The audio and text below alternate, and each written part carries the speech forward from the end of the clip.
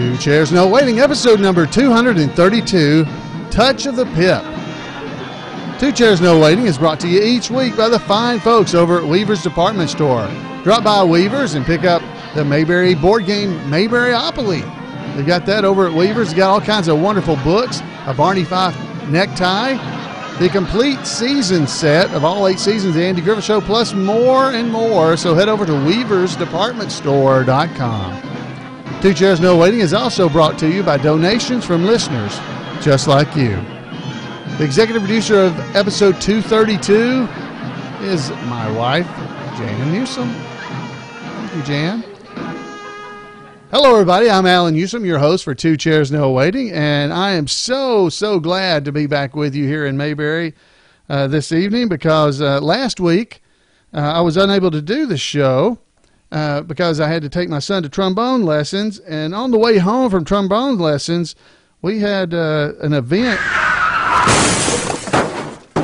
A car wreck is what we had. That's what that was. Yeah, we had a car wreck. Actually, somebody hit us and rear-ended us, just like Goober when, when he got the whiplash, because Floyd told him to hold his arms up right to his chest and put his hands on his chest there and try to lift his elbows over his head, and he'd try to touch them together. Well, I can't do that either, so I may have a little whiplash. I don't know. But it could be psychosomatic. I don't know, but I'm just thankful to be here with you in Mayberry this week because this is a lot more fun than getting rear-ended in a car accident. So thanks for letting me be with you. In tonight's episode, we're going to talk about a touch of the pip. Now, what we're talking about is, a couple of weeks ago, I did a podcast about our friend Harvey Bullock. He's one of the writers of the Andy Griffith Show, wrote several episodes in the 30s. The number would be of episodes of the Andy Griffith Show that he wrote. And if you want to find out some of them he did, I can tell you that the one we're going to talk about right now is Opie the Birdman. And you can head over to mayberry.info and do searches and look for any episode of the Andy Griffith Show. There's write-ups there telling you when it was, what episode it was filmed, what number. Like this one was filmed number 101 and it aired as number 96.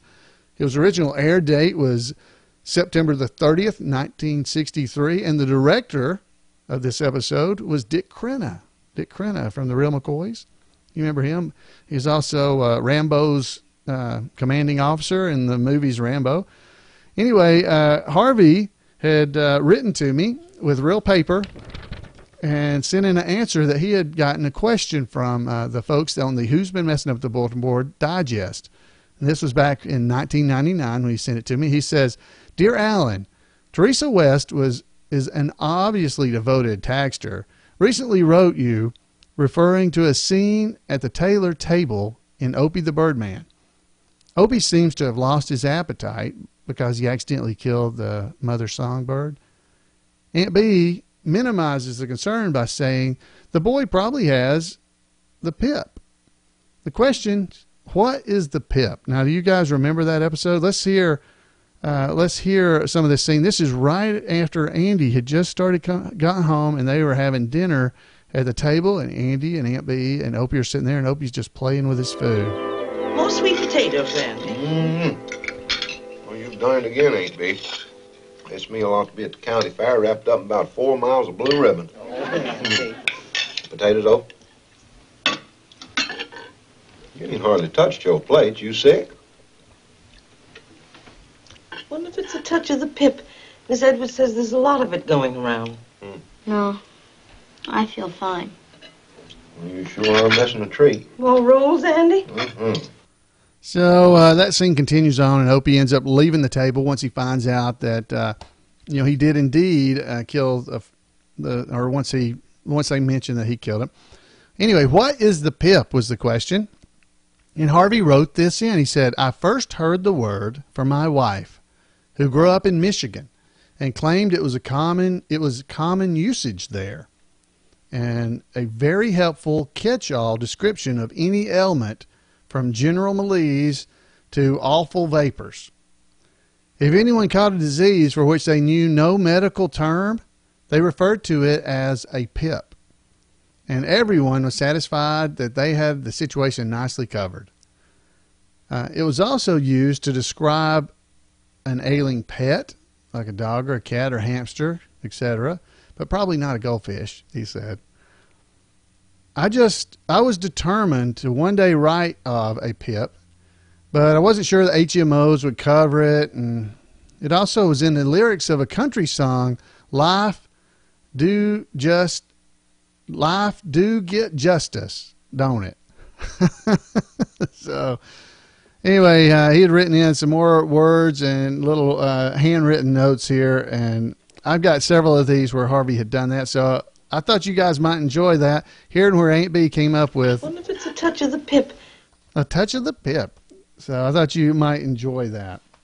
All right, so I got some more stuff here, too, so let me grab my next pile of notes. Now, Harvey was visiting with Everett Greenbaum and some folks like that. You know, he would visit with them and get answers from them as well. Everett Greenbaum, another writer from the Andy Griffith Show. If I think I told you about that last week, that Everett was another prolific writer. And so he had written or gotten a question to take to Everett, and he wrote, how long does it take to write an episode of the Andy Griffith Show? Now, I believe we may have covered that last time, but this is a different answer. Everett says the variable here is story. So how long does it take to write an episode of the Andy Griffith Show? The variable here is the story. Finding one is the toughest part of writing. Sometimes it takes a week, staring at the ceiling, pitching half-baked ideas to each other. Nothing seems to work. Then one suggestion starts to click. Cautiously, we experiment, expanding the notion. Things seem to be working. You know, quick, get this stuff down so we can make an outline. That's what he said. After producer Aaron Rubin amends and accepts the outline, we usually were able to bring the completed story of 40 pages in about 40 hours. The strength of the story dictates the pace. A well-conceived story types up fast. When we wrote My Fair Ernest T. Bass, using the aegis Pygmalion premise, it was done in record time. We were able to use marvelous dialogue close to the original and backed by a solid and familiar plot line. Heaven. That's what he wrote. Now I'm going to skip around a little bit because as I was reading through these, trying to get the right answers or get some of these answers for you. Let's see if I can find my right notebook here. Yeah. There was he mentioned a Pygmalion story. You know, that's a famous idea here. There was a question that was written to him back in, I guess this was May 1999 when he asked these questions. Somebody had been asking questions about did episodes or did different TV series borrow ideas from other series? Like, for instance, you might know that there's some episodes of Gomer Pyle or maybe even RFD, that are very similar to episodes of the Andy Griffith Show. So the question was, did they ever actually use those kind of stories? Well, they were saying no, never, both Everett and Harvey. And one of the things that he said was, are there other reasons similar episodes pop up? And they answered this. They said, there are many factors at work here. One theory holds that all plots are merely variations of 9 or 10 basic stories. He lists them as The Gift of the Magi, Pygmalion, which he mentioned was Ernest Meyer's Fair Ernest T. Bass, Cyrano, Fish Out of Water, Invisible Suitors, Windfalls, etc.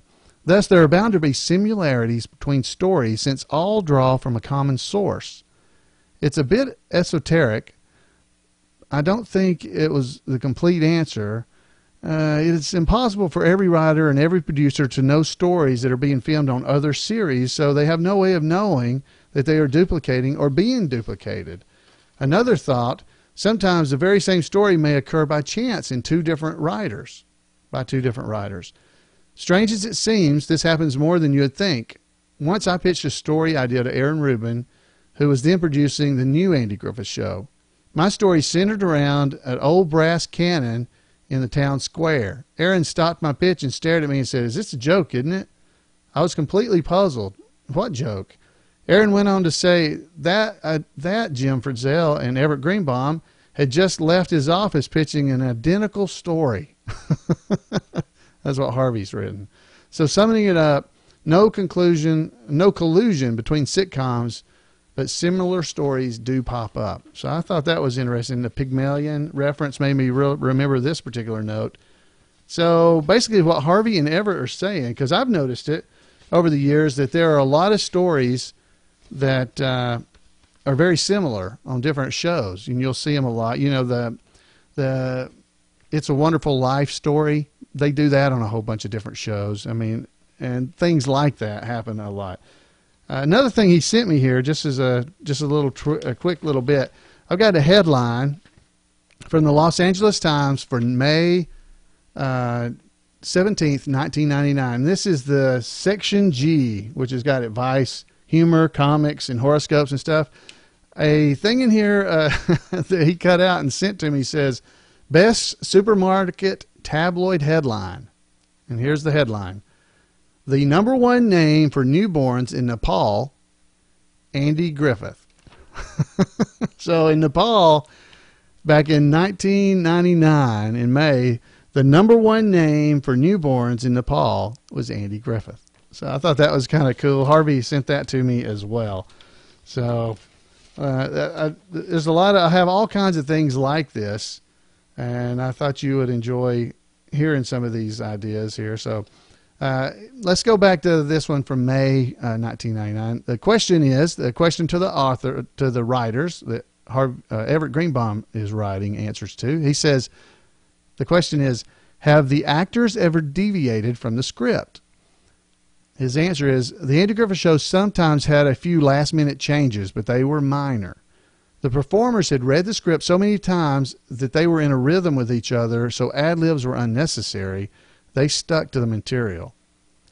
Question, during the filming, didn't the actors ever break up laughing? The answer he gives is, that did happen when filming My Fair Ernest T. Bass. Andy and Barney were coaching Ernest T. on how to behave that night at snobbish Mrs. Wiley's party. They set up an entrance scene for Ernest T. to practice good manners, which we all know. His amenities, he's going to practice them. And Barney enters as another party guest. He moves his lips, making words, but purposely doesn't make a sound so Ernest T. won't be distracted. You remember that? I can't hear your amenities. That one. Andy stares at Barney and says, Barney, what's up with all the mouth work? It's the amenities, he says. Ernest T. grabs that word. Yep, amenities, that's what it is. The three of them convulsed in laughter. It's amenities. And then the scene built into dizzying heights and went uncontrolled through the roof with inspired ad-libs. Doesn't sound hilarious, does it? Guess you had to be there. So I can just say, it's amenities. Wouldn't you love to see that? I wish they'd had clips and outtakes of that kind of stuff. That would be awesome. All right, so next question was, are people impressed when you're introduced as a writer for the Andy Griffith Show? Now, again, I think we've had this question before when I answered this, but this is a different answer. Everett says, well, of course, it varies. I was more concerned making a living than my celebrity status. Strangely, I find more recognition today than when the show was being produced. And the rerun watchers are an astounding mix. Professional people who can quote dialogue, clergymen, engineers, teachers, and would you believe actors? Many consider Barney's portrayals something to study, and they're right. Isn't that cool? Question, was there a strong personal bond between Andy and Don Knotts? And Everett says, very strong. They were inseparable backstage. They truly enjoyed each other's company and had the highest regard for the other's performance. Andy once said that I've watched Don Knotts turn into Barney Fife right before my eyes every day. And I've heard that Andy said that as well. So, and I think I've told y'all before, I saw that myself. Didn't understand it, but Don Knotts is a very quiet man. And I was fortunate enough doing Floyd to be able to see backstage and see Don just sitting around. And he actually had on his salt and pepper suit this one time. that I was back there with him, and he was very quiet. Of course, nobody was bothering him. But when they start to introduce him and his name, he stood up straighter and was standing at the edge of the stage and just walked out on that stage and just took control. It was an amazing thing to see him turn it on. And I'm sure that's what Andy's referring to. Is amazing. And our final question for this evening, what thoughts do you have watching reruns? That was the question. What thoughts do you have watching reruns?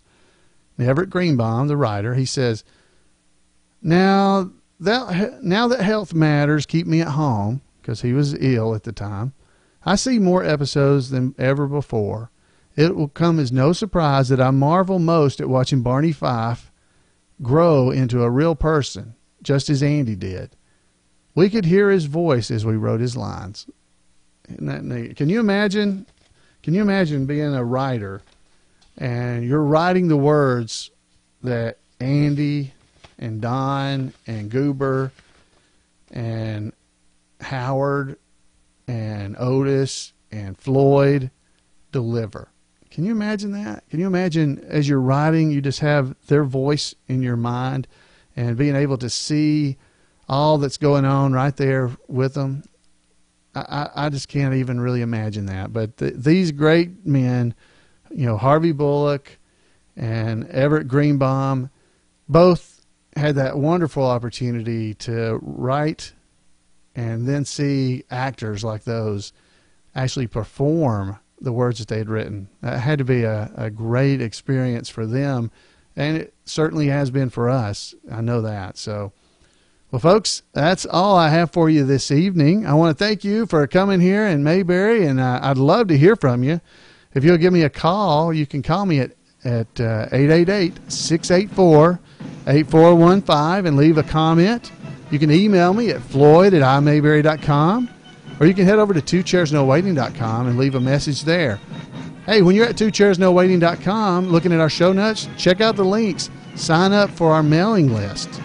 That way, if anything ever happens to the podcast or anything, I can contact you directly and let you know what's going on. I try to do that through Facebook, but it'd be better if we had the mailing list. Otherwise, not going to bother you too much with that mailing list. But, folks, I have enjoyed my time here in Mayberry with you, and I hope you've enjoyed it too. We'll see you next week on Two Chairs No Waiting. Goodbye, everybody.